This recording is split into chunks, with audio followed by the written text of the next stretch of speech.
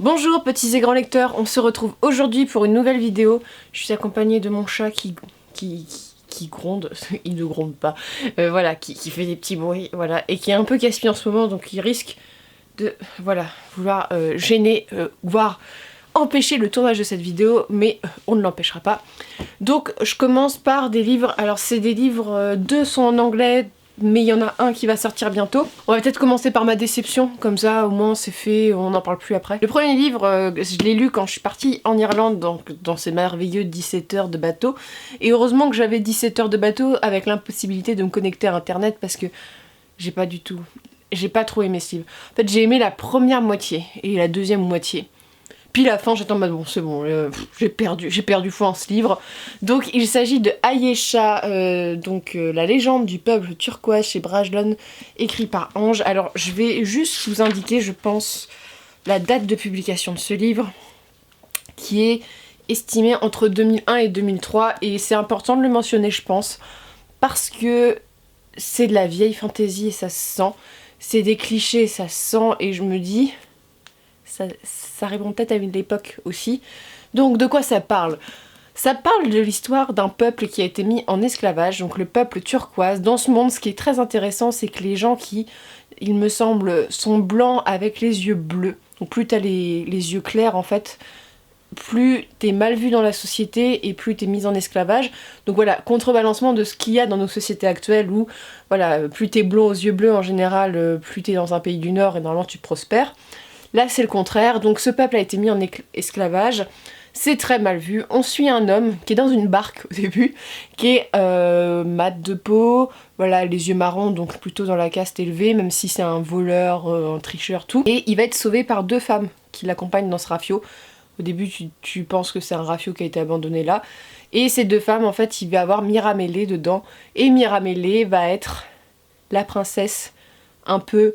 du royaume dominant, un des royaumes dominants.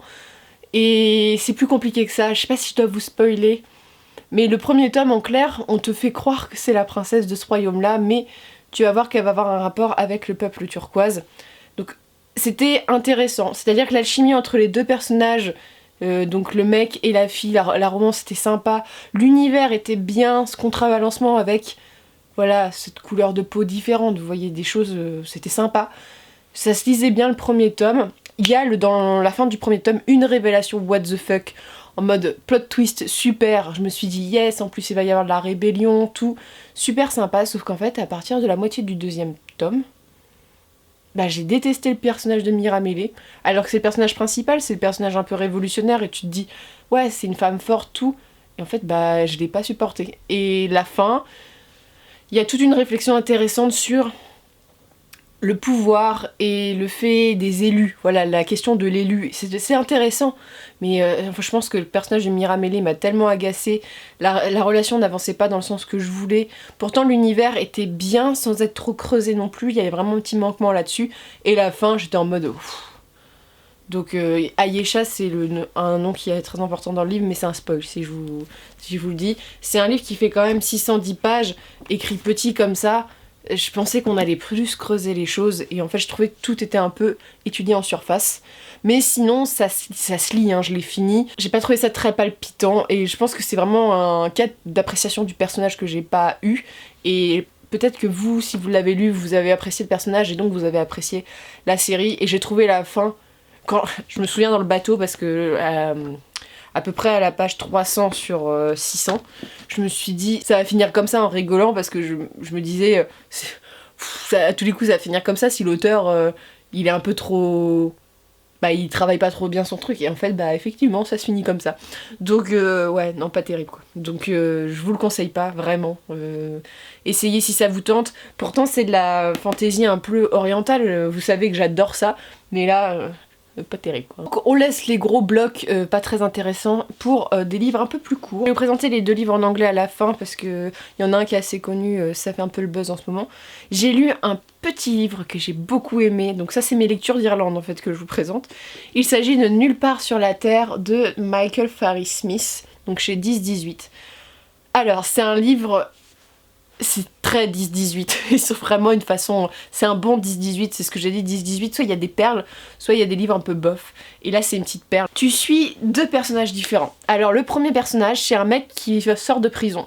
Tu sais qu'il a fait quelque chose, que des gens, il retourne dans sa ville natale, il retourne voir son père, et t'as plein de gens qui essayent de lui mettre des bâtons dans les roues. Donc au début tu découvres en fait l'histoire aussi, c'est ce qu'il a fait. Et il retrouve son père, voilà, il n'a plus sa mère, donc c'est un homme brisé qui revient à la vie. Personnage que j'ai adoré, vraiment, j'ai beaucoup été touchée par ce personnage. Et tu suis en parallèle une jeune mère de famille avec sa fille qui est très jeune et qui n'a pas un rond et qui marche sur le bord de l'autoroute, comme ça, pendant des heures. Et il va y avoir un élément, voilà, ces deux trucs-là vont se rejoindre. Et il y a une enquête policière parce qu'il y a un meurtre qui va être commis par je vous laisse savoir quel personnage, mais c'est des personnages... C'est tellement touchant. C'est un récit qui est touchant parce que c'est un récit qui est très humain, qui parle de la prostitution, de la condition des femmes, la vie, ce qu'on attend d'un homme, la trahison. Et je sais pas, il y a une relation entre ces deux personnages, de cette femme qui parle pas beaucoup avec une fille dont on sait rien, et cet homme qui revient de prison et qui... Au début, il est là que pour chercher des filles à passer dans son lit, il est pas satisfait de ça, et quand il rencontre cette fille... Il sait pas si il est attiré par elle ou si elle lui fait pitié. C'est vraiment une très belle relation entre les deux, un très beau livre qui parle aussi un peu du deuil aussi. J'ai beaucoup aimé, vraiment. C'est un récit, vous savez, il n'y a pas 36 choses qui se passent, mais c'était hyper bien écrit. Bon, la traduction était bonne, franchement, j'ai bien accroché, ça fait 300 pages, mais un petit plaisir. Moi j'ai beaucoup aimé. C'est un récit de vie en fait dans les États-Unis profond, donc tu vois avec les grosses armes à feu, les 4x4, voilà, vraiment le truc typique américain que j'aime beaucoup, très très chouette. Je vous le conseille si vous êtes fan un peu de ces univers-là, ça se lit très bien et très vite. Ensuite je vais vous parler de mes deux lectures en anglais. Le premier, j'ai beaucoup de choses à dire dessus. Parce que je l'ai aimé, je l'ai pas aimé. Donc il s'agit de Modern Fairy Tales. Donc ça regroupe les titres The Teeth. Alors je sais pas comment on dit en anglais. Tight Teeth. Valiant and Ironside. Donc de Holly Black. C'est donc un intégral de 3 livres qui parle de la faerie. Moi et la faerie, c'est une histoire d'amour inconditionnel. J'adore les récits de faerie, sauf A Court of Thorns and Roses. Ça c'est autre chose, c'est mon ennemi juré, mais... Au début, ce livre, je l'ai acheté à Dublin, ouais, quand je suis allée à Dublin. Et en fait, tu suis l'histoire de Kay. Alors, Kay, c'est une ado, elle a 16-17 ans, 17 ans, je crois. Et c'est un des reproches que je ferai au livre après. Qui a pas de chance dans la vie. Sa mère est une espèce de rockeuse. Elle gagne sa vie en faisant des concerts, mais elle se drogue, elle fume... pas une très très bonne vie, tu sais, elle va pas trop à l'école, elle est un peu paumée la gamine, et donc un jour le petit copain de sa mère va avoir des gestes envers sa mère hyper violents, donc sa mère elle décide de retourner chez la grand-mère de famille qui elle est une petite dame qui ne supporte pas que sa fille ait dérivé là-dessus, elle est jeune donc elle a eu sa fille très jeune, et qui supporte pas que sa petite fille en fait soit un espèce d'animal sauvage qui sait pas se comporter en société et tout. Et donc tu suis Kay qui retourne, voilà, qui dans une espèce de semblant de choses assez normales dans le cadre scolaire, tout, qui fait des rencontres et qui bizarrement il va y avoir un accident, elle va attirer certains garçons, elle comprend pas, genre il y en a, le beau gosse du lycée va tomber amoureux d'elle, mais du genre hyper, il la désire mais à un point, elle en a très très peur parce que elle comprend pas ce qui se passe et elle va faire la rencontre d'une fée. Une faille blessée et qu'elle va sauver, et donc c'est une espèce de chevalier très important à la cour des Unsullied. Donc les Unsullied c'est plutôt les positifs et les Unsullied c'est les négatifs, donc tu suis ce mec qui est dans la cour des Unsullied mais c'est un envoyé Célie, bon ça il t'explique, et donc tous les deux il va y avoir une romance et ça va être compliqué parce que tu vas apprendre que ça c'est assez prévisible mais que c'est un changelin en fait, que Kay est un changelin. Les changelins c'est pour les gens qui sont pas très habitués à cette mythologie, c'est quand une faille a eu un enfant, elle vole l'enfant d'un humain et elle le met à la place, donc on appelle ça un changelin. Alors, qu'est-ce que j'en ai pensé? Premier tome, vraiment sympa. Dernier tome, sympa. Deuxième tome, je comprenais pas l'intérêt du deuxième. On suit pas les personnages principaux, on suivait des personnages que j'aimais pas trop. Ce que je reproche au livre, et c'est un très bon récit de fae pour la jeunesse, je trouve ça assez jeunesse dans le sens où c'est traité guerre, tout ça, assez classique. Le truc, c'est que Kay, donc elle a 16 ans, 17 ans, et ça parle de drogue, d'alcool et de sexe énormément, mais du genre, j'ai trouvé qu'il y avait un gros décalage entre le comportement des personnages, un peu niais parfois, et ce côté hyper sombre de se doper, de fumer des trucs, et puis vraiment en grosse quantité, tu vois, vraiment émo, tu vois. Moi, j'ai un peu du mal avec les émo gothiques, machin, quand c'est mal fait, je trouve que c'était mal fait là. Mais je n'ai pas du tout aimé ce point de vue de l'adolescence. Ouais, ça m'a rappelé mes années de collège et j'ai fait bizarre. J'ai fait ça correspond. Je trouvais que ça correspondait pas. Et c'était pas très. Comment dire? Je trouve que ça collait pas non plus à la féerie. Après, le troisième tome est très bien. Il y a une histoire de guerre. La romance est plutôt sympa. Après, le garçon m'a pas non plus fait waouh, parce qu'il a les cheveux très longs et moi, c'est pas mon kiff dans les romans. Mais je suis très matérialiste là-dessus. Mais ouais, j'ai trouvé ça sympa, mais sans plus. Et en fait, j'étais déçue de ce livre parce que j'ai lu le premier tome d'une autre série de Holly Black que j'ai adoré et qui fait énormément parler. C'est The Cruel Prince, qui va être adapté en français par Rajo, que j'avais adoré. Je vous en ai parlé il y a pas si longtemps que ça, ouais, il y a peut-être 3-4 mois maintenant. Vraiment beaucoup aimé, et là j'ai été un peu déçue, et donc je vous conseille pas forcément Dan Fairy Tales, mais je vous conseille sa deuxième série qui est The Cruel Prince, et là donc c'est The Wicked King, donc c'est le tome 2. Ça parle de quoi, The Cruel Prince? C'est l'histoire d'une jeune fille. Elle a une sœur jumelle et une grande sœur. Du jour au lendemain, il y a un mec qui va se pointer chez elle et qui va assassiner ses parents. Elle va apprendre que c'est le père de sa grande sœur. Et en fait, ce n'est pas un papa comme les autres. Il va l'emmener en faillerie. Et donc, les jumelles sont des humaines qui vont se retrouver dans un pays où elles sont des proies, parce que les failles, si vous savez pas, les failles sont des êtres qui ne peuvent pas mentir, mais qui peuvent contrôler et séduire les mortels très facilement, leur faire tout ce qu'elle veut. Donc en fait, comment elle s'appelle cette Jude? Voilà, Jude c'est un peu une badass, sa sœur je l'aime pas dans l'histoire, donc je ne vais pas en parler, mais Jude, elle se retrouve, elle est hyper... C'est un personnage que c'est pour ça que j'avais beaucoup aimé, revancharde, très très humaine sur les bords, et elle, en fait, elle déteste le fait d'être humaine alors qu'ils sont tous beaux, ils ont tous des pouvoirs, et elle va se venger et elle va avoir une relation chaotique avec le prince Cardan qui est le 5e héritier de la cour des failles. Cardan en fait ne la respecte pas du tout, il va en faire son petit jouet, il va l'humilier, ça passe par l'humiliation physique. Voilà, et Jude va avoir la chance du moins, elle va passer un contrat avec un des frères de Cardan, qui va vouloir en faire son espionne parce que les humains peuvent mentir et c'est très utile dans une cour de failles. Et il va en faire une espionne et en échange elle va lui dire d'accord, je veux bien être ton espionne, je veux bien un peu mêler à la politique, par contre tu me donnes le droit la capacité de ne plus, subir les enchantements en fait des failles. Et ça va être un véritable truc. Dans le 1, il y a une révélation finale, bref, trahison, complot. J'avais adoré ce tome 1.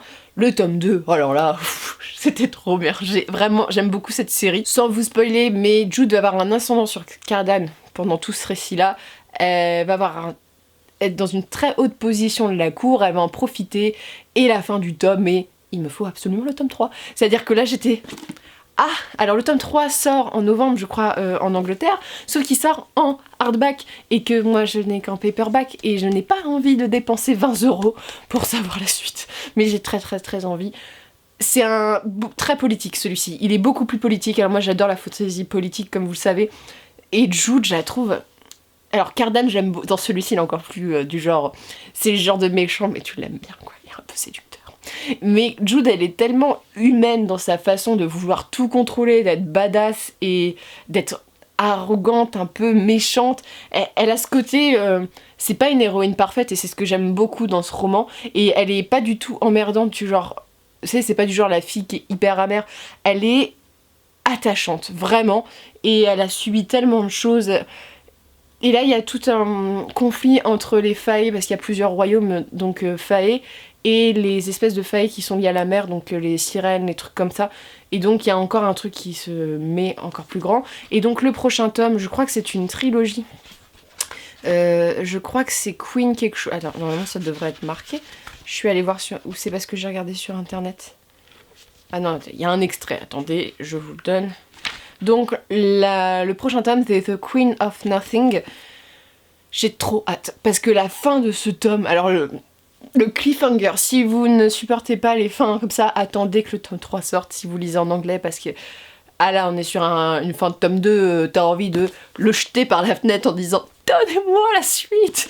Mais très très bon livre, franchement. De Faye, c'est un des meilleurs livres que j'ai lu pour l'instant. C'est jeunesse, alors c'est Rajo qui publie, donc c'est jeunesse, et quand j'ai appris que c'était Rajo, alors quand je lis en anglais, souvent j'hyperbolise les choses, c'est-à-dire que j'ai tendance à faire attention au style, mais je me rends moins compte du style que quand c'est en français. Et surtout là, tu vois, j'ai imaginé un univers, les Faye, moi je trouve que c'est un des univers les plus sombres. Il y a quand même beaucoup de choses. Holly Black, il y a toujours un peu de sensualité, tout ça, et c'est vrai que c'est pas forcément un truc très jeunesse. Pour moi, c'est de la young adulte qui peut être très lu par les adultes, parce qu'en tant qu'adulte, tu vois encore plus les... je sais pas, les trucs encore plus horribles. Et c'est vrai que bah je sais que dans le premier tome, il y a une scène qui est assez horrible avec Jude qui se dessape devant tous les gens de la faillerie, tu vois. Il lui impose des cruautés, mais horribles, quoi. Et bon, elle va se venger dans ce tome-là, donc tant mieux. Mais je vous conseille vraiment The Wicked Prince et cette série, en fait, d'Holly Black, plutôt que son Modern Fairy Tales, que j'ai trouvé beaucoup plus jeunesse et beaucoup moins creusé. Là, on est sur quelque chose avec des personnages assez fort et assez méchant. Donc le tome 1 en France, je crois qu'il sort en octobre chez Rajo, quelque chose comme... Il sort cette année, c'est sûr. Donc ouvrez bien l'œil et dites-moi si vous les avez lus ou si vous comptez les lire, parce que franchement, ils ont gardé en plus les couvertures anglaises et qu'est-ce qu'elles sont belles, je les aime trop. Donc voilà, je vous conseille absolument cette série qui est hyper bien si vous aimez les feuilles. Donc c'en est tout pour ces livres, j'espère que ça vous a plu. C'est un update un peu... il y a des déceptions, mais ouais, j'ai eu pas mal de déceptions. Je me rends compte que j'ai de plus en plus de déceptions de livres. Mais est-ce que c'est parce que, voilà, ça fait des années que je lis et que je suis plus carré sur certaines lectures, alors que en général j'essaie de me mettre dans la position de plein de lecteurs. Il y a des livres que j'ai moyennement aimés, mais je retrouve des points forts quand même. J'essaye sur cette chaîne de pas tout démonter, mais il y a des livres comme Ayesha où il y a des points positifs, mais ça reste un livre que j'ai pas trouvé terrible, donc voilà. Donc n'hésitez pas à me dire ce que vous lisez en ce moment, et je vous souhaite de très bonnes lectures et une très bonne journée.